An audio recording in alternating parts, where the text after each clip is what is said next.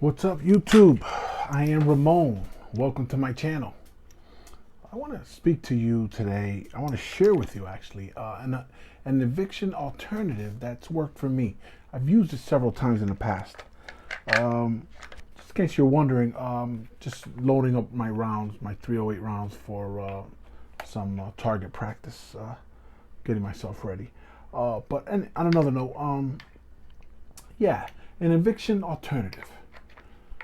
So, it used to cost me between $700 and $900 to go through an eviction process with an attorney. I spoke to an attorney about a week ago, and we had this conversation. And he said that his fee now is $1,500, and there's such a demand now because of all the because of the pandemic and all the eviction moratorium being lifted now. At least in my state, people are able to evict. So $1,500.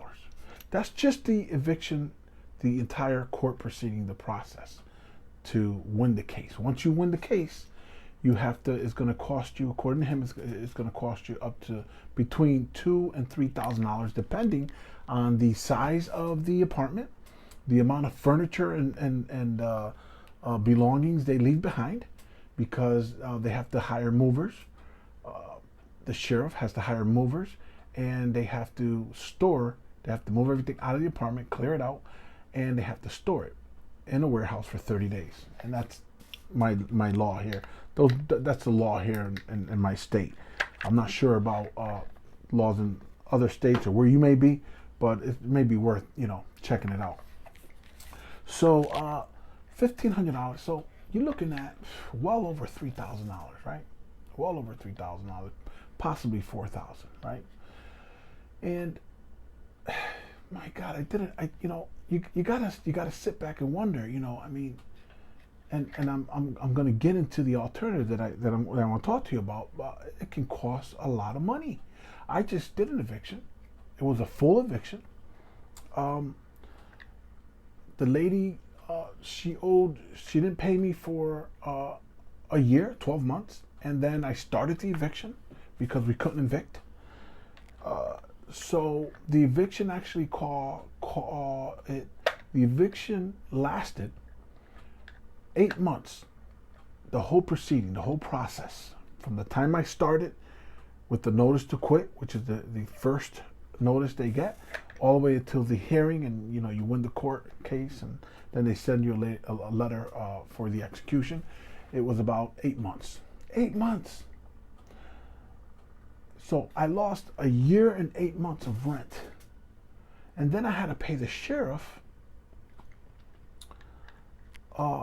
It cost me like $2,000. It came out to move the folks out, or well, they abandoned the property. They moved. They weren't even there. But I had to move all that furniture. I couldn't throw it out because by law you can't. The sheriff has to do a full eviction. They have to move it, and they have to store it for 30 days. So it cost me quite a bit of money. This was several months ago.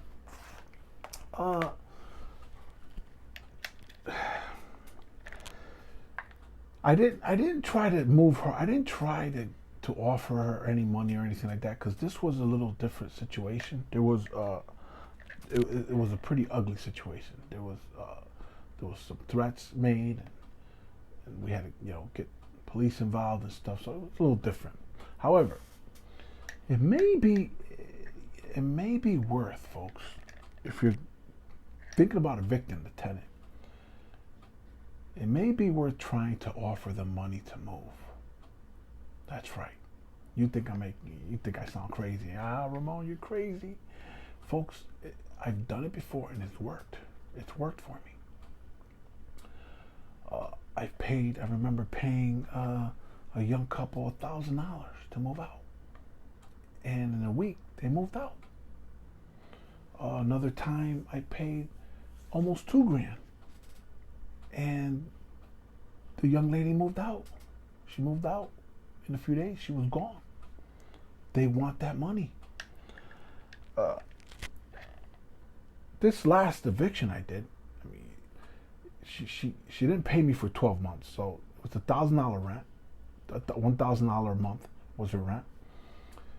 And so that's $12,000 right there on what's owed. Then it took me 8 months to get her out of there. That's another $8,000. So now we're at 12,000, 8,000. That's 20 grand. Then it cost me, to hire the attorney and to do the full eviction with the sheriff. I think it was well over 3 grand, close to it. Rather, well over 2 grand or closer to 3. So if you add that up, folks, it makes sense to try to offer money to these folks to move. Even if you offer them $2,000, $3,000. If I would have offered this last eviction couple $5,000 and they would have left, I would have saved a ton of money.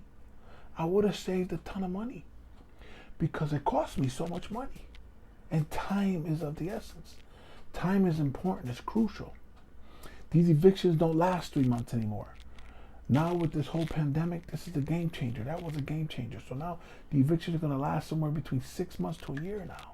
It's crazy. At least in my neck of the woods.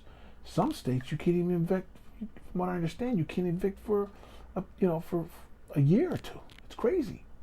So if you're a landlord and you're having an issue with a tenant and you want them out, I don't know what it costs in other states, but do your math, put your numbers together, and think about this alternative. It may save you a ton of money and time. You pay them the money, you get them out, and then you fix the place up and keep it going. You keep it going. You fix it, renovate it, do what you have to do, get it rented again, and get it in the books, and move it. Keep it going. And the best part about that whole alternative is you can write it off. It's a tax write-off. Yes, it's a tax write-off. You take that as a loss and you write it off at the end of the year.